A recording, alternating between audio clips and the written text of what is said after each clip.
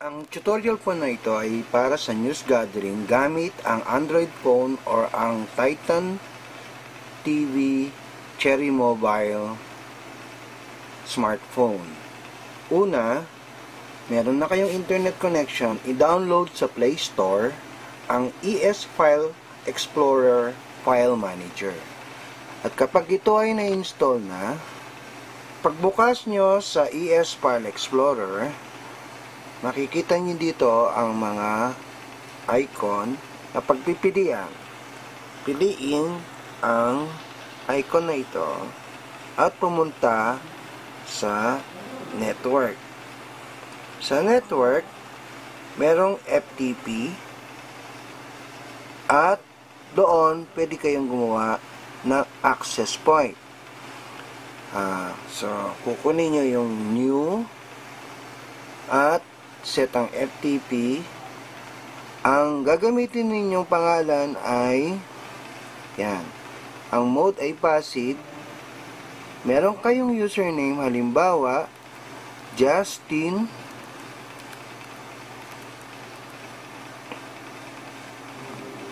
password. Na-text na po ang inyong password.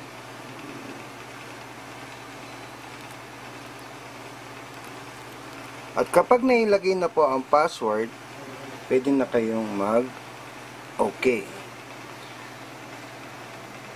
Lalo na't kung meron kayong internet, makikita nyo doon kung ano ang meron kayo doon sa FTP na yan.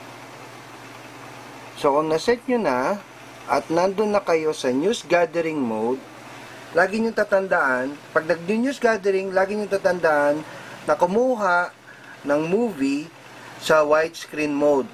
Huwag po sa patayo. Lagi po siyang widescreen pahiga para hindi mahirapan ng editing sa video. Yan. Tapos, pagka-click ninyo ng record, okay, mic test, 1, 2, 3, mic test. Stop, record. Mic test, 1, 2, 3, mic test. Pagkatapos, gamit ang ES File Manager, yan. Pupunta po kayo sa inyong library, movies. Sa movies, ito po yung napili ninyo.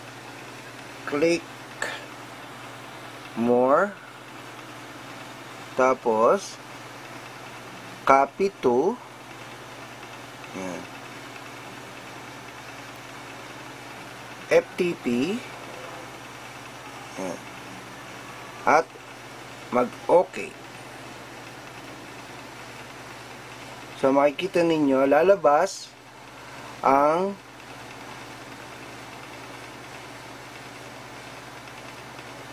queue para masabi na nakapag-copy na kayo. Para ma-check kung meron kayong internet,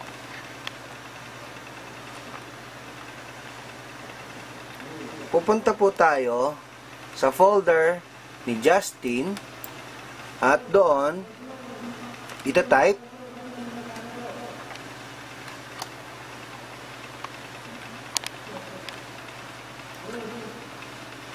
cltv36.tv Justin. Yan.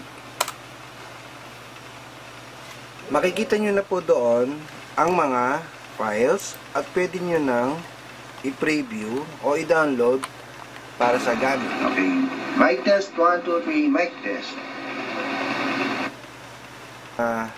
Kung meron kayong katanungan, pwede nyo pong i-text si LG Malang para sa karagdagang impormasyon. Maraming salamat.